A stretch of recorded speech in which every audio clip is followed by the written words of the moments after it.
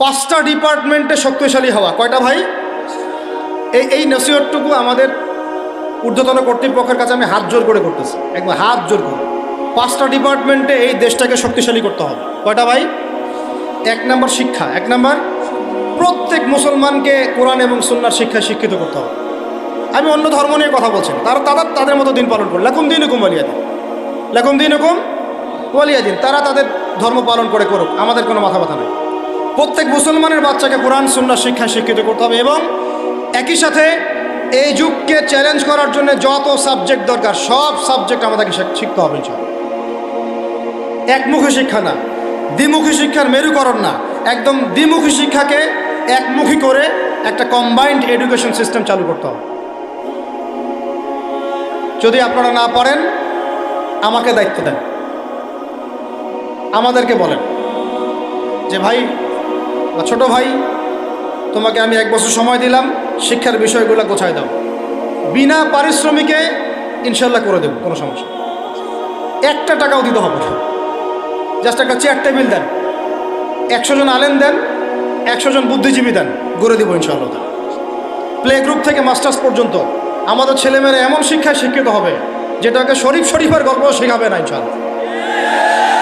বরং আমার ছেলে পাইলটও হবে, বিমানও চালাবে, আমার ছেলে ইনশাআল্লাহ হাফেজে করানো হবে ইনশাআল্লাহ। আমার মেয়ে ডক্টরও হবে ইনশাআল্লাহ, আমার মেয়ে আয়েশা রাদিয়াল্লাহু আনহার মতো মুহাদ্দিসও হবে ইনশাআল্লাহ। আমাদের এক ভাই সে রাজনীতিবিদ হবে ইনশাআল্লাহ, জুমার খুতবাও দিতে পারবে ইনশাআল্লাহ।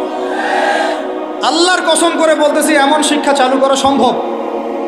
শুধু আপনারা যদি একটু সৎসাহস দেখান, একটু উদ্যোগ গ্রহণ করেন, আল্লাহ পাক বহুত আজর দিবেন আপনাদেরকে।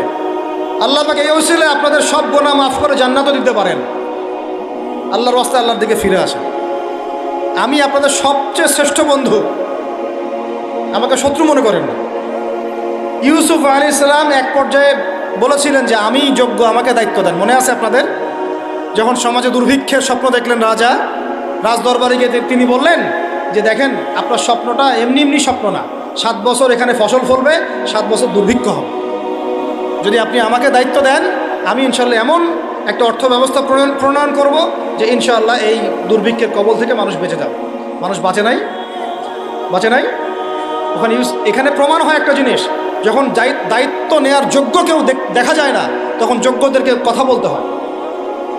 যোগ্যদেরকে কি করতে হয়? কথা বলতে হয়। এখন দায়িত্ব দেখতেছেন না কাদের হাতে? একটা লোক, যে ব্যক্তি আল্লাহর অস্তিত্বেই বিশ্বাস করে।